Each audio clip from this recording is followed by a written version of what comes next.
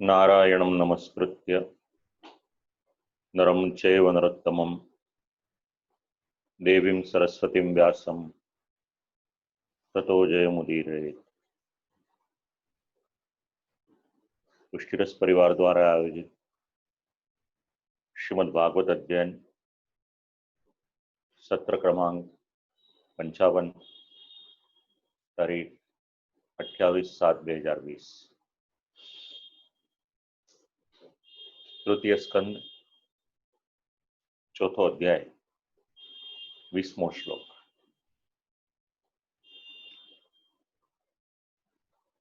आ अध्याय અને એની પછીનો અધ્યાય એમાં જ્ઞાનનું ઘણું નિરૂપણ છે। એનો પ્રકાર કઈ રીતનો, અધિકારી કોણ, પ્રાપ્ત કઈ રીતે કરવાનું, યોગ્યતા કઈ રીતની, આવા અનેક સિદ્ધાંતો આપણને આ શ્લોકોમાંથી મળે છે। તો એવું જ કંઈક અનુસંધાન ભગવાનની પાસેથી જ્ઞાન પ્રાપ્તિનો જે પ્રકાર છે 20મો શ્લોક આપણને સમજાવે છે। સ એવ મારાધિત પાદ તીર્થ દદીત તત્વાત્મ વિબોધ માર્ગ। પાદ તીર્થ, ભગવાનનું જ્ઞાન પ્રાપ્ત કઈ રીતે કર્યું એ વાત અહીંયા સમજાવવામાં આવી છે। ભગવત શ્રી ચરણોને પ્રણામ કરી પ્રદક્ષિણા કરી અને ઉદ્ધવજી ત્યાં આગળ આવ્યા હતા યમુનાજીના તટ ઉપર, એ વાત કરી રહ્યા છે। અને એમાં વાસ્તવિક તત્વ સ્વરૂપનો માર્ગ જાણ્યો હતો, પોતે કૃતાર્થતા અનુભવતા હતા। ભગવાનને જોવાની, દર્શન કરવાની અલગ અલગ પ્રકારની એમની દ્રષ્ટિ એ પણ આમાં સમજાય છે। તો ભગવાન નામવાળા શબ્દ બ્રહ્મને સ્વાધીન કર્યું છે। તદ ભગવતાખ્યમ શબ્દ બ્રહ્મ મયા સ્વાધીનમ કૃતમ। તો આ જ્ઞાન કઈ રીતે મળ્યું? તો એના માટે ગુરુની સેવા જરૂરી છે જ્ઞાન મેળવવાને માટે। તો ભગવાનની તરફ જે દ્રષ્ટિ રાખી હતી, જે ભાવ રાખ્યો હતો, ભગવાન તરીકે તો હતો જ, પણ એક ગુરુ તરીકે દ્રષ્ટિ રાખી હતી। જેમની પાસેથી જ્ઞાન પ્રાપ્ત થાય છે એમના માટેની દ્રષ્ટિ શ્રીમદ ભાગવતનો આ શ્લોક સમજાવે છે। આમ તો સંબંધમાં ભગવાનના વડીલ છે, એ છતાં પણ જ્ઞાન પ્રાપ્તિ માટેની ઈચ્છા હતી ત્યારે ભગવાનને ગુરુ સ્વરૂપે જુએ છે। અને આપણું સાહિત્ય પણ એના માટેના શ્લોક આપે છે। ગુરુર બ્રહ્મા ગુરુર વિષ્ણુ ગુરુર્દેવો મહેશ્વર। તો યોગ્યતા સમજાય છે એમની, ભગવાનની પાસે જ્ઞાન પ્રાપ્તિ કરવી હોય તો ભગવાનને ગુરુ તરીકે માનો। અને ખૂબ પ્રસિદ્ધ શ્લોક પણ સમજાવે છે, કૃષ્ણમ વંદે જગતગુરુ। સાથે સાથે કેવળ ગુરુ માન્યા નથી, તચ્ચ ગુરુ સેવા વ્યતિરેકેણ ન ભવતી, આ સિદ્ધાંત છે। ગુરુ તરીકે માનવા આ એક વાત છે, અને ગુરુ તરીકે એમની સેવા કરવી એની પછીની વાત છે। તો પહેલા ગુરુપદે પ્રસ્થાપિત થયા છે અથવા તો કર્યા છે, અને પછી જ્યારે જ્યારે અવસર આવ્યો, જે પ્રકારની સેવા કરી શકતા હતા એ પ્રમાણે એ પ્રકારે સેવા પણ કરી છે। પ્રભુત્વેન સેવિતોપી ભગવાન, ભગવાનને ભગવાન તરીકે તો સેવા કરી જ છે, પણ સાથે સાથે ગુરુત્વેનાપી સેવિત સદા। અને એટલા જ માટે આ શ્લોકમાં શબ્દ છે આરાધિત પાદ તીર્થ। ભગવત સ્વરૂપની પણ સેવા છે ઠાકોરજીની, અને સાથે સાથે ગુરુ તરીકે પણ સેવા છે। तीर्थ शब्देन गुरुरत्रोच्यते। ગુરુભાવ સ્થાપિત કર્યો છે અને વિદ્યા પ્રાપ્ત કરી. તો વિદ્યા પ્રાપ્ત કરી પછી શ્રી ઠાકોરજીના ભગવાન શ્રી કૃષ્ણના શ્રી ચરણોને ચરણ સ્પર્શ કરી અને પછી જે પાછો ભગવત ભાવ હતો એ સ્થાપિત કરી દીધો છે. આરાધિતો પાદૌ યસ્યેતિ પુરુષચરણ સેવા કૃતેતિ ગમ્યતે. ભગવાનના શ્રીચરણની સેવા. હવે જ્ઞાન મળી ગયું, જ્ઞાન પ્રાપ્ત થયું, ગુરુ બુદ્ધિ તો હતી જ, પણ હવે એના બદલે ભગવત બુદ્ધિ એને પુનઃ જાણી છે અને પરિક્રમા કરવાને માટે એ સ્થાનમાં આવ્યા છે. જે સ્થાનમાં ભગવાન હતા ત્યાં ઉદ્ધવજી આવ્યા છે અને આવેલા ઉદ્ધવજી ભગવાનની ત્યાં આગળ પરિક્રમા કરે છે. શાસ્ત્રનો ક્રમ છે. પૂજનની પછી પરિક્રમા કરવામાં આવે અને એમાં પણ પુષ્ટિ માર્ગમાં શક્ય હોય ત્યાં સુધી 4 પરિક્રમા કરવાનો એક ક્રમ છે. ભગવાનની ઈચ્છાથી ત્યાં આગળ આવ્યા. હવે પોતાના સ્થાનમાંથી નીકળ્યા છે પણ ત્યાં સુધી કઈ રીતે આવ્યા એનું એમને કોઈ અનુસંધાન નથી. વચ્ચે માર્ગમાં શું થયું એ પણ એમને ખબર નથી. ભગવાનમાં મન એટલું બધું લાગી ગયું હતું કે આટલો માર્ગ ક્યાં કપાઈ ગયો એ પણ ખબર ન પડી. એક જ પગલે આવ્યા એટલે માર્ગમાં ક્યાંય રોકાયા નથી, અથવા તો પછી ધીરે ધીરે આવ્યા તો એ પણ ખબર નથી એમને. અને વિરહને લીધે દુઃખી અંતઃકરણ વાળા થયા હતા.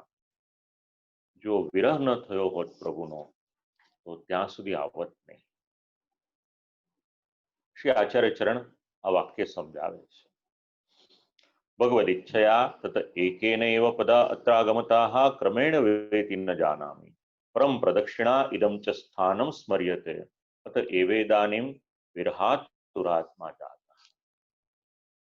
ભગવાન કોને મળે એક સિદ્ધાંત શોધીને જે અહીંયા આગળ સમજાવે છે આપણને. જેના હૃદયમાં વિરહ છે, તાપ છે, ભગવાન એને મળે છે. તો પછી કરવાનું શું? તો હમ તદ્દર્શનાહ્લાદ વિયોગાર્તિયુત પ્રભો. અને ભગવાનના દર્શન આનંદ અને વિયોગથી જેમની પીડા થયેલી છે એ ભગવત દર્શન કરી અને બદ્રિકાશ્રમમાં જશે એવી વાત કહી રહ્યા છે. એ સ્થાન કેવું છે એટલે કે સ્થાન ઉત્તમ છે. યથા સવિતૃ મંડલ મધ્યવર્તી નારાયણા તથા બદર્યાશ્રમ મંડલમિતિ. બદ્રિકાશ્રમ યાત્રા કરવાને માટે તો આપણે જઈએ શ્રી બદ્રીનારાયણજીના દર્શન કરવાને માટે, પણ સ્થાનનું મહત્વ શ્રી આચાર્ય ચરણ સમજાવે છે. જેવી રીતે નારાયણ સવિતાના મંડળમાં બિરાજમાન રહે છે એવી જ રીતે આ બદ્રિકાશ્રમનું પણ એટલું જ મહાત્મ્ય છે. તત્ર ભગવતો નિત્ય સન્નિધાનમ બોધિતમ. કાયમને માટે ભગવાનનો ત્યાં આગળ નિવાસ છે. યત્ર નારાયણો દેવો નરશ્ય ભગવાન ઋષિ મૃદ તીવ્રમ તપો દીર્ઘમ તે પાતે લોક પાવનો. 22મો શ્લોક સમજાવે છે બદ્રિકાશ્રમ જ્યાં આગળ સતત તપ થાય છે, તપસ્યા થાય છે. નર અને નારાયણ. તો ત્યાં આગળ તપસ્યા કરે નારાયણ, એમની સેવા કરવાને માટે સાક્ષાત લક્ષ્મીજી ત્યાં આગળ પધારે છે. યત્ર બદ્રિકાશ્રમે ઉભય રૂપેણ ભગવાન અસ્તિ. 2 સ્વરૂપે ભગવાન ત્યાં બિરાજે છે. નર આશ્રમે ઋષિ નરશ્ચ. ભગવાન આશ્રમમાં નરના પ્રધાનપણાથી ઋષિ થઈને રહેલા છે. બીજા સ્કંદના 7મા અધ્યાયમાં, પહેલા સ્કંદના 3જા અધ્યાયમાં નર નારાયણને માટે કંઈક વિચાર્યું હતું. દીર્ઘ તપ કરે છે, મૃદુ તપ કરે છે અને તીવ્ર તપ કરે છે. દેવ છે એટલે મૃદુ તપ છે, કોઈને હાનિ પહોંચાડવાનો ભાવ નથી. ભગવાન છે तीव्र तप करे છે કરવાને માટે સામર્થ્યવાન છે અને ઋષિ છે એટલે દીર્ઘ તપ કરે છે. દેવત્વાત મૃદુ તપઃ કુર્વાતે તે હિ સાત્વિકા. દેવોનું તપ હોય સાત્વિક હોય, અસુરોનું તામસ હોય. કારણ કે અસુરો બીજાને મુશ્કેલી આપવા માટે, ત્રાસ આપવાને માટે તપ કરે છે, દેવો એના માટે તપ નથી કરતા. ભગવત્વાત તીવ્રમ કુર્વાતે ઋષિત્વાત દીર્ઘમ. જે ઋષિમુનિઓ છે ઘણા પ્રસંગો આપણે વાંચેલા છે, સેંકડો વર્ષ સુધીની તપસ્યા કરે છે. દીર્ઘકાલ સુધી પોતાના શ્વાસોશ્વાસને પોતાના કાબુમાં લે અને ઘણા વર્ષો સુધીની એમની તપસ્યા હોય છે. તો આ જન્મ તપ કુર્વંતી. આ જન્મ પણ એમને તપ કરવું પડે. તો ઋષિઓ દીર્ઘકાલ સુધી તપ કરે છે અને સત્પુરુષોના તપને કારણે આ વિશ્વ નભે છે. તપની ખૂબ મહત્તા છે, ખૂબ ગરિમા છે. બીજા સ્કંદના 9મા અધ્યાયમાં એના માટેનો કંઈક વિચાર કર્યો હતો આપણે. તો અહીંયાનું તપ કેવું છે? તો આહારનો ત્યાગ કર્યો છે અને સમાધિમાં તપ કરે છે. તો તપની અનેક વ્યાખ્યામાંથી એક વ્યાખ્યા આ 22મા શ્લોકમાં આપી છે. તપોત્ર સમાધિરૂપ મહાર પરિત્યાગ પૂર્વકમ. જેને વારંવાર કંઈક ખાવાની ઈચ્છા થાય એ તપ ન કરી શકે, અને જેને ઊંઘ ઉપર કાબુ ના હોય એ તપ ન કરી શકે. તો ભગવાન અહીંયા શીખવાડે છે, વિશ્વના લોકોને સંદેશ આપે છે. તો લોકો 3 પ્રકારના છે: સાત્વિક, રાજસ, તામસ. લોકાસ્તુ ત્રિવિધાઃ અતઃ સર્વહિતાર્થે ત્રિવિધમ તપ કરોતિ ઇત્યર્થઃ. વિશ્વમાં 3 પ્રકારના લોકો છે. તો નારાયણ જ્યારે તપ કરે છે તો આખા જ વિશ્વના લોકોનું કલ્યાણ થાય, સર્વહિતાર્થે. એક એક શબ્દ તમને ને મને સિદ્ધાંત આપે છે. પોતાના માટે જીવન તો ઘણા જીવતા હોય છે, પણ જીવન ક્યારેક જીવવું હોય તો આ નારાયણનો અવતાર આપણને સમજાવે છે, ભગવાનનું આ ચરિત્ર સમજાવે છે. સર્વહિતાર્થ, લોકોને માટે પણ જીવો. એક વૈષ્ણવ તરીકે ભગવત સેવા એ તો આપણું કર્તવ્ય છે જ, આપણું જીવન ભગવાનને માટે છે. પણ લોકોને માટે પણ કંઈક કરી શકતા હોઈએ તો જે રીતે નિસ્વાર્થ ભાવથી નારાયણ તપ કરે છે એ રીતે આપણને પણ કંઈક એવો સંદેશ મળે છે કે વિશ્વને માટે પણ જે કરી શકતા હો તે અવશ્ય કરજો, સ્વાર્થ વગર કરજો. તત્પશ્ચાત જ્ઞાનના દ્વારા શોકની નિવૃત્તિ થાય છે. 23મો શ્લોક સમજાવે છે: ઇત્યુદ્ધવાદુપાકર્ણ્ય સુહૃદામ દુસ્સહમ વદમ જ્ઞાનેના શમયક્ષત્તા શોકમુત્પતિતમ બુધાઃ. નિશ્ચયરૂપ બુદ્ધિ જણાવી ઉદ્ધવજી પાસેથી સ્નેહીઓનો વધ સહન ન થઈ શકે એવું સાંભળ્યું, એ છતાં પણ એ શોકને વિદુરજીએ શાંત કર્યો છે. યાદવોએ મદરાપાન કર્યું, યાદવાસ્થલી થઈ. આ બધા સ્નેહીજનો છે અને ક્યારેય પણ પોતાના આપ્તજનનું મૃત્યુ થાય તો આપણું મન વિક્ષિપ્ત થઈ જાય છે, સહન થઈ શકે એવું નથી. તો જીવનમાં દરેકના જીવનમાં પરિસ્થિતિ આવે છે, આપણા સ્વજનનું કોઈકનું ને કોઈકનું મૃત્યુ થાય છે. તો એવા સમયે આપણને આશ્વાસન કોણ આપે? તો શ્રીમદ ભાગવતનો આ શ્લોક, અને એમાં વિદુરજીને જે રીતે મન શાંત થયું છે એ સિદ્ધાંત અહીંયા સમજવા મળે છે. જ્ઞાનેના શમયક્ષત્તા. જ્ઞાન દ્વારા શોકનો નાશ, શોકની શાંતિ થાય છે. મન ક્યારે પણ ઉદાસ થાય એવું નથી. મૃત્યુ પછી જ શ્રીમદ ભાગવતજીની કથા કરાવી અથવા તો મૃત્યુ પછી જ શ્રીમદ ભગવદ્ ગીતાજી વંચાવવા એવું નથી. જીવતા વાંચો વિચારોને શ્રવણ કરો. અને ક્યારેય પણ જીવનમાં શોક આવે તો ભગવાનના વચન યાદ કરો, ભાગવતનું જ્ઞાન યાદ કરો, તો આવેલો શોક એ નિવૃત્ત થશે. અને જ્ઞાન કઈ રીતે પ્રાપ્ત થાય? ભગવત સ્મરણેન તસ્ય જ્ઞાનોત્પત્તિર મનસા. ભગવાનનું સ્મરણ થયું અને એ કારણે વિદુરજીને જ્ઞાન ઉત્પન્ન થયું છે. સતમ મહાભાગવતમ વ્રજંતમ કૌરવર્ષવ વિશ્વમ્વાદપ્યદત્તેદમ મુખ્યમ કૃષ્ણ પરિગ્રહે. હવે વિદુરજી ઉદ્ધવજીને કહે છે, તો ઉદ્ધવજી કેવા છે? સતમ મહાભાગવતમ, મહાભાગવતત્વાત પ્રાર્થના, ખૂબ ભગવદીય છે, ભગવાનમાં મન લાગેલું છે એમનું. આવા ઉદ્ધવજી ભગવદીય છે, એમની પ્રાર્થના કરે છે. અને ભગવદ અનુગૃહીતો ભગવાન એવ વક્તવ્યો ભવતી. કોઈ ભગવદીયની સાથે વાત કઈ રીતે કરવાની આ કારિકા સમજાવે છે.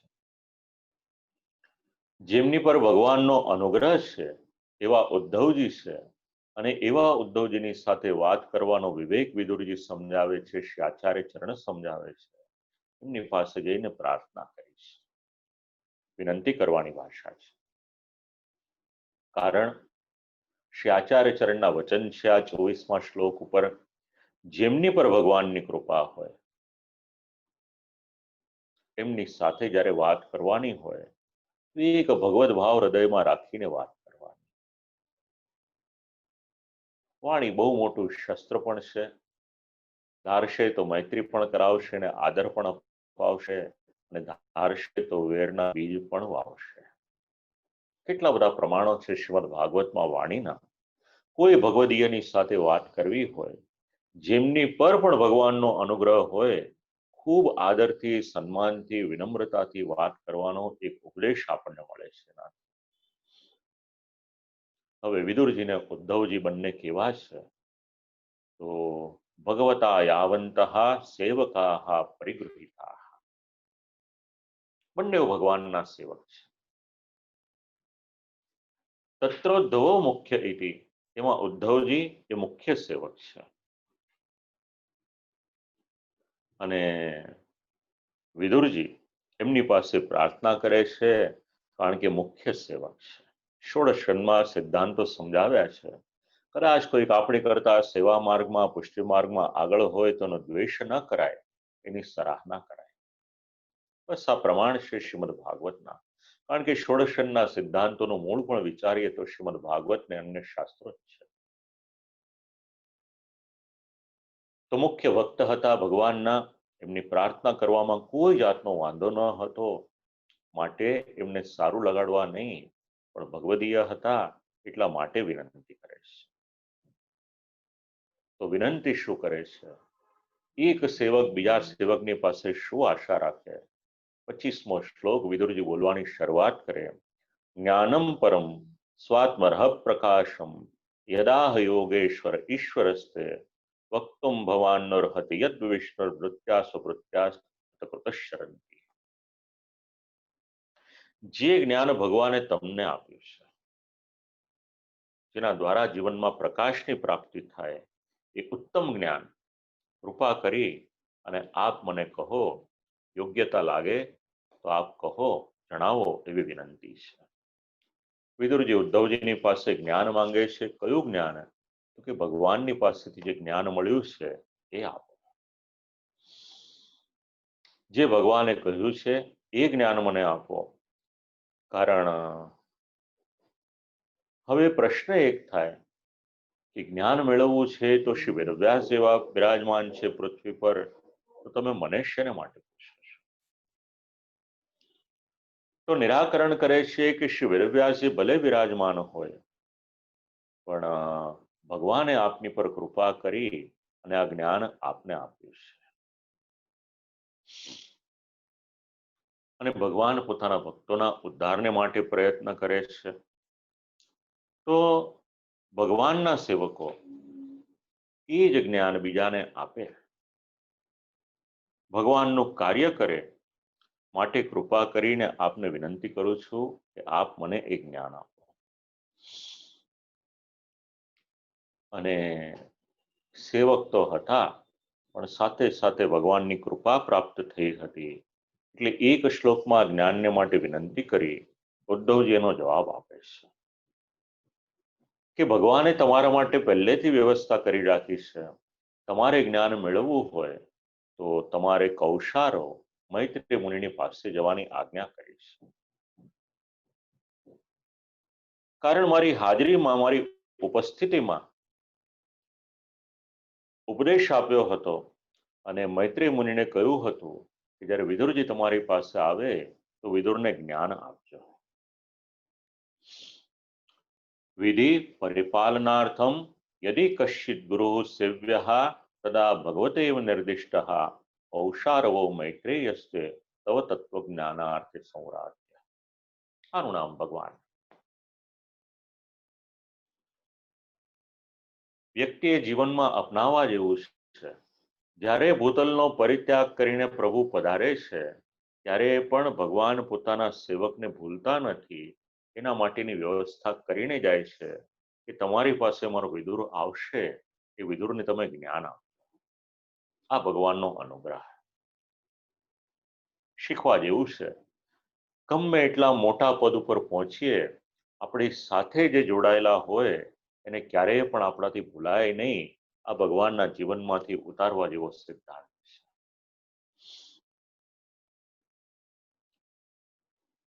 ઋષિપણું પણ સિદ્ધ થયેલું હતું, ભગવદીય પણ હતા, અને સાથે સાથે ભગવાનની આજ્ઞા પણ હતી. ભગવદ આજ્ઞા ચ પુનસ્ત્વયા મયાપી કર્તવ્યા અતસ્તત્ર ગચ્છેત્યર્થઃ. અને આપણે ત્યાં આમ પણ ગુરુ આજ્ઞા અને ભગવદ આજ્ઞાનું ખૂબ મહત્વ છે.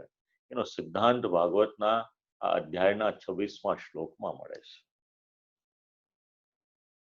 કહી રહ્યા છે ઉદ્ધવજી વિદુરજીને કે વિદુરજી, આ તો ભગવાનની આજ્ઞા છે. તમે મને કહો તો પણ મારે જ્ઞાન આપવું પડે, પણ તમારું ને મારું કર્તવ્ય છે ભગવાનની જે આજ્ઞા થઈ હોય તમારે પણ માનવી પડે અને મારે પણ માનવી પડે. મયાપી કર્તવ્ય. અને એટલા જ માટે જો ભગવાનની આજ્ઞા આપણે બંને માનીએ, અતસ્તત્ર ગચ્છેત્યર્થઃ, માટે તમે ત્યાં જાઓ. અને ઉદ્ધવજી આટલું કહી અને બદ્રિકાશ્રમમાં પ્રસ્થાન કરે છે. 27મા શ્લોકમાં એનું નિરૂપણ છે. ઇતિ સહ વિદુરેણ વિશ્વમૂર્તિર ગુણકથયા સુદયા પ્લુતોરુતાપઃ ક્ષણમિવ ઉલીણે યમસ્વ સુસ્તામ સમુષિત ઔપગ વીરનિશામ તતોગાત. ખૂબ સુંદર આમાં ભગવાનની કથાનું મહાત્મ્ય સમજાવ્યું છે. બે સેવક ભેગા થયા હતા ત્રીજા સ્કંદના પહેલા અધ્યાયમાં. અત્યારના આ બંને સેવકો છૂટા પડી રહ્યા છે. અને છૂટા એવી રીતે પડ્યા છે કે પાછા મેળાપ થવાના કોઈ કરતા કોઈ અણસાર નથી. તો બંને જ્યારે મળ્યા ત્યારે પણ ભગવાનના ચરિત્રનું અનુસંધાન, અને અત્યારે છૂટા પડી રહ્યા છે ત્યારે પણ ભગવાનના ચરિત્રનું જ અનુસંધાન. કેટલો સમય સાથે રહ્યા તો આ શ્લોક સમજાવે છે, એક રાત્રિ સાથે રહ્યા છે. અને એ રાત્રિ કઈ રીતે વ્યતીત થઈ તો એ પણ સમજાવ્યું છે. ક્ષણમિવ, એક ક્ષણ સમાન આખી રાત્રિ વ્યતીત થઈ ગઈ. આ ભગવાનના ભક્તો, ભગવાનના ચરિત્રો અને ભગવાનની કથાનું મહાત્મ્ય છે. જે સેવક હોય એ ભગવાનના ચરિત્ર શ્રવણ કરતા કરતા ક્યારેય પણ તૃપ્ત થતા નથી. લોભ રાખવો હોય, ભૌતિક વસ્તુઓનો લોભ રાખીએ એની કરતા ભગવાનના ગુણાનુવાદનો લોભ રાખીએ એ વધારે સારું છે. સંધ્યાકાલે યમુના તીરે દૃષ્ટ ઉદ્ધવઃ પ્રાતઃકાલ પર્યંતમ ભગવત કથામેવ કથિતમઃ. સંધ્યાકાળે બંને મળ્યા હતા શ્રી યમુનાજીના તટ ઉપર, અને આ ભગવાનના ચરિત્ર એનું નિરૂપણ કરતા કરતા, પ્રશ્ન પૂછતા, એના ઉત્તર આપતા આપતા પ્રાતઃકાલ થઈ ગઈ, સવાર થઈ ગયું, અને ત્યાં સુધી બંને શું કર્યું? બીજી કોઈ વાત નથી. ભગવત કથામેવ કથિતવાન. કોઈ ભગવદીયનો મેળાપ થાય જીવનમાં, લૌકિકની વાતો તો ચાલ્યા કરશે, પણ બે ઘડી જીવ્યા એનો આનંદ લેજો. ઇતિત્યુપસંહાર. બે ભક્તોનું જે મળવાનું હતું એ વાતનો ઉપસંહાર કરે છે. તો બીજી કોઈ વાત એ લોકોએ કરી કે ન કરી? પ્રસંગાદ અન્યાપી કથામ કથયંતો ભવિષ્યત ઇત્યાશંકયા તન્નિરાકરણ કરણાર્થમાહ વિશ્વમૂર્તે. કોઈ લૌકિક વાતો એમણે કરી નથી. આપણે તો મળીએ તો 5 મિનિટ ભગવાનની વાત હોય તો 50 મિનિટ લૌકિક વાત હોય. અહીંયા કોઈ લૌકિક વાત નથી. વિશ્વમૂર્તિ અને અનંત મૂર્તિ એ ભગવાનની કથા, એની જ વાત કરી છે. તો અતસ્તસ્યા અનંત ગુણસ્ય સર્વોત્તમ પ્રતિપાદકા. ભગવાનના ગુણો પણ એવા છે. અને આખી રાત એકબીજાની સાથે વાત કરી તો કોઈને ભૂખ કે તરસ લાગી કે ન લાગી. શુદ્ધ પિપાસા સમાધિ સર્વે તાપહા ઉભયોરપી નિવૃત્તા. ક્યારેક ક્યારેક શ્રીમદ ભાગવતજીની સપ્તાહમાં એવું જોવા મળે, પ્રવક્તા હોય, કથા કરતા હોય, અને જેમણે આયોજન કર્યું હોય, પછી વચ્ચે વચ્ચે ચા પણ આવે, પાણી પણ આવે. હજી સારું છે કે જમવાનું નથી લાવતા. પણ જો શુદ્ધ ભાવથી કથાનું આયોજન અને વક્તવ્ય થતું હોય તો આ શ્રી આચાર્ય ચરણના વચનો એનું અનુસંધાન રાખવા જેવું છે.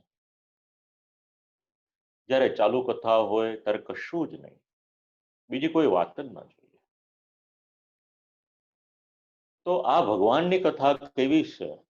તો ભગવાનની કથા આખી રાત ચાલી. ભલે શ્રી યમુનાજીના તટ ઉપર હતા, પણ એક ઘૂંટડો પાણી પીવાની પણ બંનેમાંથી કોઈને આવશ્યકતા થઈ નથી. તો એવું શેને માટે થયું? એવું એના માટે થયું કે આ ભગવાનની કથાનું અમૃતત્વ હતું, એમણે અનુભવ્યું. બસ આ સિદ્ધાંતો આપણે શીખવાના છે. આજે આખું જ આજે 55મું વક્તવ્ય છે, આ બધું શેના માટે છે? આપણે શ્રીમદ ભાગવતને શ્રી આચાર્ય ચરણની વાણીથી શ્રવણ કરી અને જેટલું શક્ય હોય વક્તા અને શ્રોતા બંનેના જીવનમાં ઉતરે, એના માટે આ શ્રીમદ ભાગવત અધ્યયન છે. આ ભગવાનની દિવ્ય કથા છે. અમૃતત્વ બીજી કથાઓ જેવી નથી. સ્પષ્ટ શબ્દો લખે છે શ્રી આચાર્ય ચરણિયા. નનો કથયા કથમ ક્ષુત્પિપાસાદિકમ નિવર્તતે. એવું તો કથામાં શું કે જેની ભૂખ તરસ પણ ન લાગે. તત્રાહ સુદયેતી, એટલે કહ્યું કે આ તો અમૃત છે, અમૃત રૂપા હિંસા. અમૃતમ હિ તથા ભવતીતિ લોક સિદ્ધમ. અને અમૃતનો સ્વભાવ છે સતત પોષણ આપવાનો. સ કાલકૃતમપી નિવર્તયતિ જરા મરણાદિકમ. અને જ્યાં આગળ અમૃતત્વ હોય ત્યાં પછી વૃદ્ધાવસ્થા હોય કે મૃત્યુ હોય એની ક્યારેય પણ ચિંતા કરવાની હોતી નથી. આ ભગવાનની કથાનું મહાત્મ્ય છે. અમૃતથી લોકો અમર થાય. તો અહીંયા આગળ તો કેવું છે, શબ્દો લખ્યા છે. અહીંયા કેવળ અમૃતનું ટીપું નથી આવ્યું. આ બે ભગવદીય જ્યારે ચર્ચા કરે છે તો આખું અમૃતનું પૂર આવ્યું છે. અને જ્યારે અમૃતનું પૂર આવ્યું હોય પછી કોઈ પણ પ્રકારનું એમાં ભૂખ તરસ આ બધું બાધા ક્યાંથી કરી શકે? શ્રી આચાર્ય ચરણની દ્રષ્ટિએ ભગવાનના ગુણોનું કીર્તન, શ્રવણ અને સ્મરણ જે શ્રીમદ ભાગવતનો સિદ્ધાંત છે એનું ખૂબ મહત્વ છે. ભાગવતની કથા, ભગવાનની કથા, એની એક ગરિમા જાળવવી વક્તા અને શ્રોતા બંનેને માટે જરૂરી છે. સાક્ષાત ભગવાનના જે ગુણો છે એ જ ગુણો ભગવાનની કથામાં છે. જે અહીંયા શબ્દો છે આ શ્લોકમાં એનું અનુસંધાન ગોપીજનો જે બોલે છે એની સાથે પણ લઈ શકાય એવું છે. આખી રાત કથા શ્રવણ કરી, એ છતાં પણ એમનું મન કેવું છે, એટલે કહ્યું કે હજી તો હમણાં જ કથા શરૂ થઈ હોય, ભગવાનના ચરિત્ર ગુણાનુવાદ શરૂ થયા હોય એવું લાગ્યું. દેશકૃત દોષની પણ સ્મૃતિ એમને રહી નથી. યમની બેન યમુના કાલિંદીજી એમના તટ ઉપર છે, અને બીજો પ્રશ્ન આવ્યો કે એમને ઊંઘ નથી આવી. એટલે ઉદ્ધવજીને માટે આ શબ્દ પ્રયોગ કરે છે, ઔપકવિ. તો ઔપકવિ એટલે શું? તો કે ઉપગવનો પુત્ર, એનું નામ ઔપકવિ. ગાયોને પોતાની પાસે રાખતા હતા, પાળતા હતા અને રાત્રિનું જાગરણ કરતા હતા કે કોઈ રાત્રિના સમયે એ ગાયોને ચોરી ના જાય. એટલે રાત્રિ વાર્તા કરતા કરતા રહ્યા અને પ્રાતઃકાલ થયું, કોઈ ઔપચારિકતા નથી. અને ત્યાંથી બદ્રિકાશ્રમ જવાને માટે નીકળ્યા છે. હવે આ બધું શ્રવણ કરે છે રાજા પરીક્ષિત, અને રાજા પરીક્ષિતના મનમાં પ્રશ્ન થયો કે આટલી બધી મોટી યાદવા સ્થલી થઈ, બાકીના બધા યાદવો એ યાદવા સ્થલીમાં ખપી ગયા, તો ઉદ્ધવજીમાં એવું શું હતું કે એ બચી ગયા? એમને બચવાનું કારણ શું હતું? નિધનમ ઉપગતે સુવૃષ્ટિ ભોજે, આ શ્લોકમાં એ પ્રશ્ન પૂછે છે, કથમ અવશિષ્ટ ઉદ્ધવો યત. ભગવાને પણ આસુર્યામો લીલા કરી અને પોતાના શ્રીઅંગનો ત્યાગ કર્યો, તો ઉદ્ધવજીમાં એવું શું હતું કે એ અહીંયા રહ્યા? એનું કારણ શું? એટલે શ્રી આચાર્ય ચરણ એ પ્રશ્નોનું સ્પષ્ટીકરણ એ કરશે, એના અનુસંધાનમાં સમજાવે છે કે શ્રી સુખદેવજી તો રાજાને કથા શ્રવણ કરાવે, પણ 7 અર્થવાળી જે કથા હતી એ પરીક્ષિત રાજાને થોડીક સમજમાં ઓછી આવી હોય એવું લાગે. ન સપ્તાર્થી રાજ્ઞા બુદ્ધા, આવા શબ્દો લખ્યા કે રાજા 7 અર્થવાળી કથા સમજી નથી શક્યા. શાસ્ત્રે, સ્કંધે, પ્રકરણે, અધ્યાયે, આ જે પહેલા શરૂઆતમાં જ પહેલા 3 વક્તવ્યમાં સમજાવ્યું હતું, એનું અનુસંધાન આવા 2-3 શબ્દો ક્યાંક આવી જાય તો લઈ લેવા.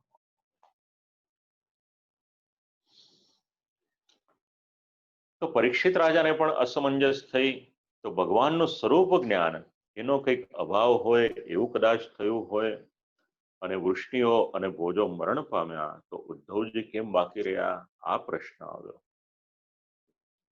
તો વૃદ્ધોને, સ્ત્રીઓને અને બાળકોને, આ 3 વર્ગને એ શાપ લાગ્યો ન હતો. તો કદાચ એવી શંકા થાય કે ઉદ્ધવજી સંન્યાસી હતા એટલા માટે બચી ગયા, અથવા તો પછી બળવાન હતા એટલા માટે બચી ગયા, અથવા તો ઉર્ધ્વતમ છે હવે યુદ્ધ જેનું, એવા ઉદ્ધવજી છે એટલા બચી ગયા. કયો ગુણ હતો? તો હવેના શ્લોક એમાં જ્ઞાની અને ભક્ત તરીકે ઉદ્ધવજીનો જે ઉત્તમ અધિકાર હતો એનું નિરૂપણ કરશે.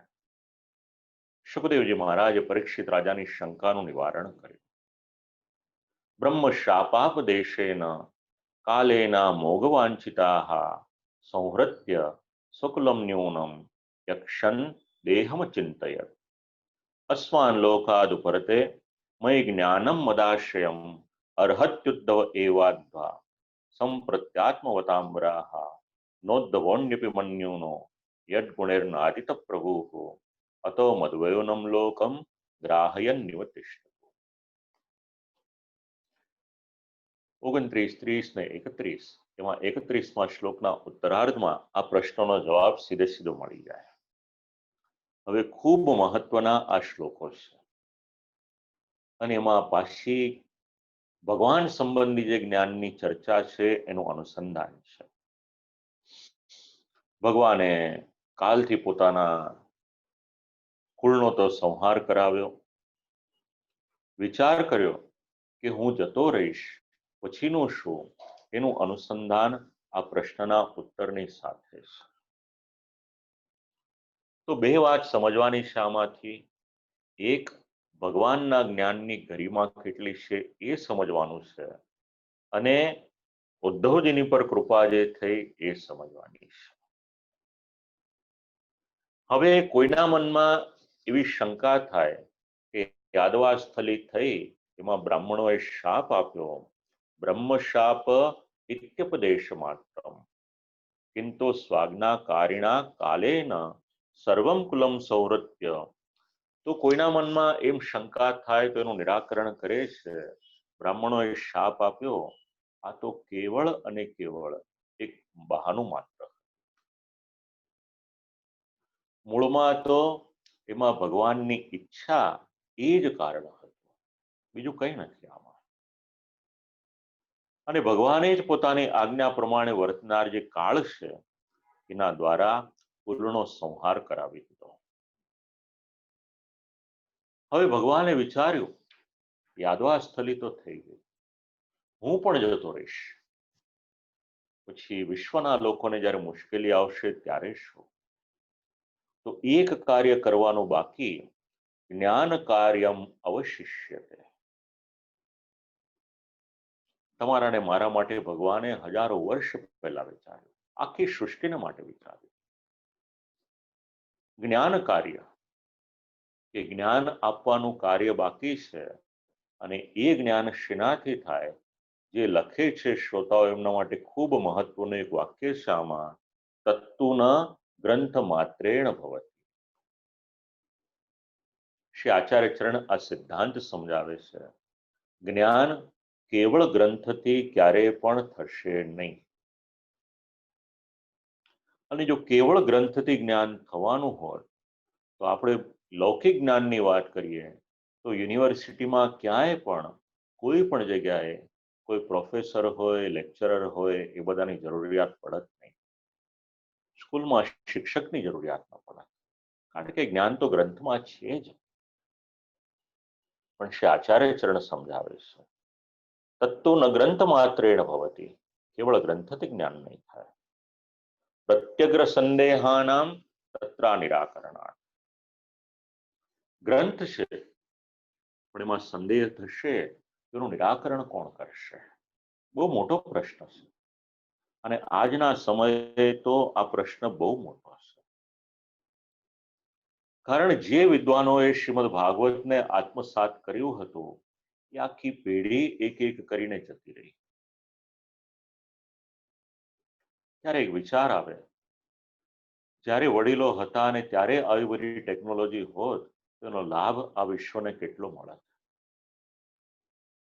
અત્યારે જે રીતે આ શ્લોકે શ્લોકે કથા થઈ રહી છે એવી રીતે જે વડીલો હતા, મારા પિતાજી હતા, કાકાજી હતા કે બીજા વડીલો હતા, જેમણે શ્રીમદ ભાગવતને આત્મસાત કર્યું, જો એમની પાસેથી સમાજને આ લાભ મળ્યો હોય તો આજે વિશ્વ જેમનો પ્રેમ શ્રીમદ ભાગવતમાં છે એ ભાગવત પ્રેમી શ્રોતાઓ તો નિહાલ થઈ ગયા હોય. ગ્રંથ તો બિરાજમાન છે જ, પણ શ્રી સુબોધિનીજીની પણ બધી કારિકાઓ સમજાયેલી નથી. આપણે તો છબછબિયા માત્ર કરી શકીએ, ઊંડાણમાં ક્યાં જઈ શકીએ? તો એના માટે શું જોઈશે? તો પ્રત્યક્ષ કોઈ જ્ઞાન આપનાર, આપણી શંકાનું સમાધાન કરનાર જોઈશે. પ્રચાર્યમાણે જ્ઞાન અહમ વા ઉદ્ધવો વા. હવે જો ભગવાનનો ઉદ્ધવજી પર સ્નેહ કેટલો છે, ઉદ્ધવજી પર અનુરાગ કેટલો છે કે આ જ્ઞાન યા તો હું આપી શકીશ યા તો પછી મારો સેવક ઉદ્ધવ આપી શકશે. ભગવાનને ઉદ્ધવજી માટે ખૂબ માન છે અને બહુ મોટો વિશ્વાસ ભગવાને ઉદ્ધવજી પર મૂક્યો છે કે હું નહીં હોઉં તો આ જવાબદારી કોઈ નિભાવી શકશે તો ઉદ્ધવજી નિભાવી શકશે. ઉદ્ધવો વા પ્રચારણ સમર્થો. જ્ઞાન શેના માટે છે? ભગવાનના સ્વરૂપનું જાણ આપણને થાય, આપણું આત્મકલ્યાણ થાય, જીવ જગત બ્રહ્મને સમજી શકીએ, લોકો ભગવાનમાં પ્રેમ કરે, સકારાત્મકતાથી જીવન જીવે અને નીતિમય જીવન જીવે, શાસ્ત્રના મત મુજબ જીવન જીવે, એના માટે જ્ઞાન છે. જ્ઞાન કોઈને ઉતારી પાડવાને માટે નથી. અને જે લોકો જ્ઞાનનો આવી રીતના દુરુપયોગ કરતા હોય એમના જ્ઞાનની કોઈ કિંમત પણ નથી. જ્ઞાન વ્યક્તિને ઊંચો બનાવે છે, સાથે સાથે એના અંતરના જે ગુણો છે એ પણ સુધરવા જોઈએ. જ્યાં સુધી આંતરિક સમૃદ્ધિ ના આવે ત્યાં સુધી જ્ઞાનને કરવાનું શું? યતસ્ત જ્ઞાનમ મદ વિષયકમેવ. આ જ્ઞાન કેવું? ભગવાન વિશેનું જ્ઞાન છે. ન યન્યો મામ જાનાતિ. ભગવાનને બીજું કોઈ જાણી શકતું નથી. આપણે આપણી આટલી બુદ્ધિથી ભગવાનને જાણવાને માટે પ્રયત્ન કરીએ એ શક્ય નથી. કારણ કે શ્રી મહાપ્રભુજીના પણ વચન છે, ભગવાનને જાણવા હોય તો વેદ અને વેદાંત દ્વારા જણાશે. ભગવાન એવી આજ્ઞા કરે કે બીજું તો કોઈ મને ઓળખી ન શકે, અહમ વાજાનામી, હું પોતે મારી જાતને ઓળખું. અથવા તો પછી ખૂબ મહત્વનો શબ્દ છે જે શ્રોતાઓ લખતા હોય, ભક્ત્યા મામ બી જાનાતી, જ્ઞાનપૂર્ણ ભક્તો. ભગવાનનો ભક્ત ભગવાનને જાણી શકે અને એમાં પણ ભગવાનની કૃપાથી મળેલું જ્ઞાન હોય તો એવો જ્ઞાની ભક્ત હોય એ ભગવાનને જાણી શકે. તો આવા ભક્ત કોણ? અત ઉદ્ધવમ જ્ઞાનપૂર્ણમ ભક્તમ જ્ઞાત્વા સ્વસ્થાને. ઉદ્ધવજી જ્ઞાની પણ છે અને ઉદ્ધવજી ભગવાનના ભક્ત પણ છે. આ ઉદ્ધવજીનો અધિકાર છે. અને એટલા જ માટે સ્વસ્થાને તમ સ્થાપિતવાન. વિચાર કરો જરા, ભગવાને પોતાનું જે સ્થાન હતું પોતે તો પોતાના ધામમાં પધારે છે, પણ ઉદ્ધવજીને આજ્ઞા કરી કે આ જ્ઞાનની જવાબદારી તમારી છે. હવે વિચાર કરો કે ઉદ્ધવજીની કક્ષા કઈ હશે અને આ જ્ઞાન કેવું છે? કિંચત જ્ઞાનમ મદાશ્રયમ. કૃષ્ણાશ્રયનો પાઠ આપણે કરીએ છીએ તો ભગવાનનો આશ્રય સિદ્ધ કરાવનારું આ બધું ભાગવતનું જ્ઞાન છે. મામે વાશિત્ય તિષ્ઠતિ, અને ભગવાનનો આશ્રય કરીને જે રહે છે. તો જ્ઞાનમાં સાથે સાથે શબ્દનું શ્રવણ પણ આવે, વાક્યનું શ્રવણ પણ આવે. તો આ બધું જ્ઞાન, એની ઘણી ચર્ચા આમાં આપણે કરી શકાય, વિચારી શકાય એવું છે. જ્ઞાની ભક્ત તો બીજા પણ છે, તો પછી ઉદ્ધવજીને શેને માટે આટલી પ્રાયોરિટી આપી? જ્ઞાન ધારત્વાર્થમ યે ગુણા અપેક્ષન્તે. સિદ્ધાંત સમજજો જરા. જ્ઞાનને ધારણ કરવાને માટે પણ કેટલાક ગુણો જરૂરી છે. અને જે જ્ઞાની પુરુષો છે, જો એમનામાં આ ગુણો ન હોય તો શાસ્ત્રની દ્રષ્ટિએ, શ્રી આચાર્ય ચરણની દ્રષ્ટિએ એમના જ્ઞાનની કિંમત કેટલી એ પણ પ્રશ્ન છે. તો જ્ઞાન ધારણ કરવાને માટેના 3 ગુણો, ભગવાનને ઈચ્છિત એવા 3 ગુણો છે. અત્રાંગ ત્રયમ અપેક્ષતે જ્ઞાનમ ભક્તિ રતિ જીતેન્દ્રિયતા છે. જ્ઞાન, ભક્તિ અને જીતેન્દ્રિયતા. જ્ઞાન ને ભક્તિની વાત તો 5મા અધ્યાયમાં આપ લોકોને સમજાવી હતી. શ્રી આચાર્ય ચરણનો જે મત છે શ્રીમદ ભાગવતના શ્લોક ઉપર, અહીંયા આગળ એક શબ્દ વધારે છે, એ જીતેન્દ્રિયતા. અને ભગવાન કહે છે બાકીના બધાની યોગ્યતા ગમે એટલી હોય પણ આ 3 ગુણોનો સમન્વય અગર ક્યાંક છે તો એ કેવળ ઉદ્ધવજીમાં છે. એટલા માટે આ અધિકાર ઉદ્ધવજીને આપીને દઉં છું. હવે જ્યારે ભગવાન બિરાજમાન હતા ત્યારનું ચિત્ર શ્રી આચાર્ય ચરણ આ કારિકામાં સમજાવે છે કે એ સમયમાં પણ લોકો સંયમ રહિત હતા. તો આજના સમયની વાત શું કરવી? એ સમયે સંયમ કોઈનામાં સિદ્ધ થયો હતો તો ઉદ્ધવજીમાં હતો. અને એટલા જ માટે ભગવાનનું હૃદય ઉદ્ધવજીએ પોતાના ગુણોથી જીત્યું હતું. ભગવાન પ્રસન્ન શેનાથી થાય? ભગવાનનો સેવક જો ગુણવાળો હોય તેનાથી ભગવાનનું હૃદય પ્રસન્ન થાય. અને આ શાસ્ત્રમાં પણ જે સ્વભાવને જીતે એની મહત્તા છે, અને તેવા ઉદ્ધવજી છે. એનાથી આગળ કોણ ઉદ્ધવજીનો? ઉદ્ધવજી સગાઈમાં ભગવાનના કાકા છે. પિતૃવ્યોપી ભૂત્વા નીચાદપી નીચ ભાવે નૈવ સેવતે. હવે કાકાના સ્થાને રહેલા છે, એ છતાં પણ ભગવાનમાં ભગવદ ભાવ દ્રઢ થયો હતો, અને આ જીવન એમણે ભગવાનની સેવા કરી હતી. કેટલા સુંદર શબ્દો છે શ્રી આચાર્ય ચરણના. ખૂબ સુંદર નિરૂપણ શ્રી મહાપ્રભુજી સુબોધિનીજીમાં આ બધા શબ્દોનું કરે છે. એવમ ત્રિલોક ગુરુણા સંદિષ્ટ શબ્દ યોનિના વદરયાશમમાસાદ્ય હરિમીજે સમાધિના. અને ઉદ્ધવજી બદ્રિકાશ્રમ જઈ અને હરિનું સમાધિથી પૂજન કરે છે. આવા ભગવાનના સેવકના ચરિત્રો આ શ્રીમદ ભાગવતમાં છે. અને શ્રીમદ ભાગવતનો આરંભ નિર્મત્સરાણામ સતામ. ભગવાનના ચરિત્રો તો છે જ, પણ ભગવાનના સેવકોના ચરિત્રો પણ શ્રીમદ ભાગવતમાં છે.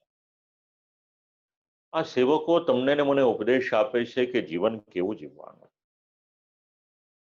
ઉદ્ધવજીને યોગ્ય સમજી ભગવાને આજ્ઞા કરી, અને આજ્ઞાનું પાલન કરવું એમના માટે કઠિન હતું. એ છતાં પણ ભગવાને ઉદ્ધવજીને સ્થાપિત કર્યા, એમનો અધિકાર હતો, અને અધિકાર ભગવાનની કૃપાથી પ્રાપ્ત થયો. ભગવાનનો કૃપાનું કારણ અધિકાર મળ્યો. હવે 33મો શ્લોક. વિદ્રોપુદ્ધવા શ્રુત્વા કૃષ્ણસ્ય પરમાત્મનાઃ ક્રીડયોપાત્ત દેહસ્ય કર્માણિ શ્લાવિતાનિ ચ. ભગવાન શ્રી કૃષ્ણ એમના દ્વારા જેમની પ્રશંસા થઈ હતી, આવા ભગવાનના સેવક ભગવાનના હૃદયની વાત ઉદ્ધવજીની પાસેથી વિદુરજીએ શ્રવણ કરી છે. ઉદ્ધવજી તો એ સ્થાનમાંથી વિદાય થાય છે બદ્રિકાશ્રમમાં જવાને માટે, અને વિદુરજી એમની પરિસ્થિતિ શું છે? તો 35મો શ્લોક એમની પરિસ્થિતિ સમજાવે છે. રુરોદ પ્રેમ વિહ્વલાહ. અને ત્યાંથી પછી જાય છે મૈત્રેય મુનિના આશ્રમમાં, એનું નિરૂપણ કરે છે. એક તરફથી ઉદ્ધવજી પધાર્યા છે બદ્રિકાશ્રમમાં જવાને માટે, અને વિદુરજી પણ ત્યાંથી નીકળ્યા છે દેવ નદી ગંગાજીના તટ પર જવાને માટે. તો પ્રશ્ન આવે કે રડવાનું શું કારણ એમાં? તો રડવું એટલા માટે આવ્યું કે ભગવાનના ચરિત્રનું શ્રવણ થયું અત્યારે, અને મોહ કરનારી લીલાનું શ્રવણ થયું, ભક્તો પર ભગવાનની કૃપાનું શ્રવણ કર્યું. આમ ભગવાનના 3 પ્રકારના ચરિત્ર શ્રવણ કરે છે: સાત્વિક, રાજસ અને તામસ. અને જ્યારે ભગવાનનો સેવક ભગવાનના ચરિત્ર શ્રવણ કરે, રુરોદ પ્રેમ વિહ્વલાહ. એક શ્રીમદ ભાગવતમાં 10મ સ્કંદમાં ગોપીજનોનું રુદન છે. બીજું શ્રીમદ ભાગવતમાં 3જા સ્કંદના 4થા અધ્યાયના 35મા શ્લોકમાં ભગવાનના સેવક વિદુરજી રડે છે. લૌકિકમાં આપણા આપ્તજનને માટે તો આપણે ઘણી વખત રડીએ, પણ ભગવાનને માટે રડનાર એ તો કોઈ વિરલો હોય, એ જ રડી શકે. રોદન હેતવશ્ચ ભગવત ચરિત્ર શ્રવણમ. ભગવાનનું ચરિત્ર શ્રવણ કર્યું, એમાં રુદન શેના માટે? તો ખૂબ સુંદર શબ્દ લખ્યા છે આ. ચરિત્રાણામ ભક્તિજનકત્વાય સ્વરૂપ મહાત્મા. આટલું બધું આપણે શ્રવણ કરીએ છીએ, વક્તા બોલે, શ્રોતા શ્રવણ કરે, એનું કારણ શું? તો ખૂબ મહત્વની એક કારિકા છે. ભગવાનના ચરિત્રો શ્રવણ કરવાથી એક લાભ, એ ચરિત્રો ભક્તિ ઉત્પન્ન કરનારા છે. તો જે ભક્તિવર્ધિનીમાં શ્રવણ કર્યું, ભક્તિનું બીજ તો છે જ, અહીંયા તો એ ભક્તિને ઉત્પન્ન કરનારા છે. કોઈ દિવસ કોઈએ કથા ન શ્રવણ કરી હોય ને ભગવાનના ચરિત્ર શ્રવણ કરે તો શ્રવણ કરવા દ્વારા પણ એનામાં કદાચ ભક્તિનું બીજ ન હોય, એ છતાં પણ ભગવાનના દ્વારા, ભગવાનની કથા દ્વારા એનામાં ભક્તિ ઉત્પન્ન થાય છે. આ ભગવાનના ચરિત્ર, એમની કથા છે. તો ભગવાન મનુષ્ય દેહ ધારણ કરીને પધાર્યા. શ્રી આચાર્ય ચરણ સમજાવે, ભગવાનની ઉત્તમતા છે. જેવી રીતે એક બાળક હોય, રમતો હોય બધાની સાથે, ક્યારેક રમતા રમતા એ નટનો વેશ ધારણ કરે તો ક્યારેક રાજા પણ બને, ક્યારેક સેવક પણ બને, ક્યારેક ચોર પણ બને. એવી જ રીતે ભગવાને આખું જે વિશ્વ બનાવ્યું છે, 8મા સ્કંદમાં શ્લોક છે, ક્રીડાર્થમાં ઇદમ ત્રિજગત કૃતમ તે. ભગવાને પોતાની ક્રીડાને માટે આ જગત બનાવ્યું છે. અને ભગવાને જ્યારે આ જગત બનાવ્યું, ભગવાન પણ ક્રીડા કરવા, લીલા કરવાને માટે પધાર્યા, મનુષ્ય દેહ ધારણ કર્યો. દરેક વ્યક્તિએ ભગવાનને સમજી ન શકી. જે ઓળખી ગયા એમનો બેડો પાર થઈ ગયો, પણ જે ન ઓળખી શક્યા એ ભગવાનની સાથે રહેવા છતાં પણ એમનું જીવન એમને ગયું. ભગવાને તો પોતાનું ભગવત તત્વ અનેક પ્રસંગોમાં સમજાવ્યું. શ્રી ગિરિરાજજીને ધારણ કરવા કે ખાવાના ખેલ નતા. ભગવાને તો પોતાનો પરિચય આપ્યો. ગોપીજનો સાથે રમણ કર્યું, એ પણ અદ્ભુત ચરિત્ર હતું.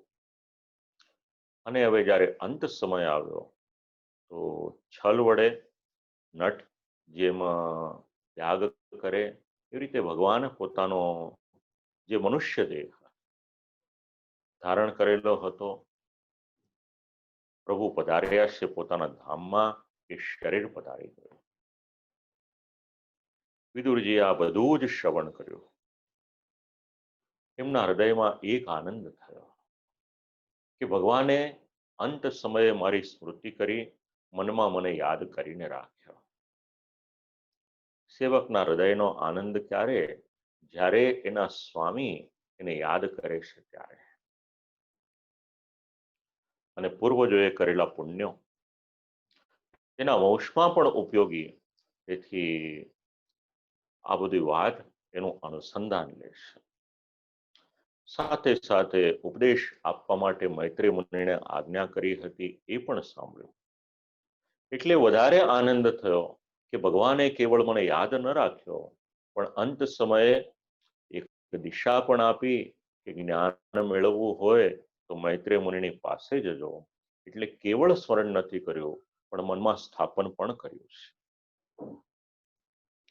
ભક્ત તો બહિર્મુખ હોય, પણ એ ભક્તનું પણ કલ્યાણ કરવાને માટે ભગવાન પોતાના ભક્તને, પોતાના સેવકને કૃપાપાત્ર બનાવે છે. અને આજે જ્યારે ભગવાન સાક્ષાત બિરાજમાન નથી, ત્યારે ભગવાનને યાદ કરતા કરતા ઉદ્ધવજીની આંખમાં આંસુ આવી ગયા.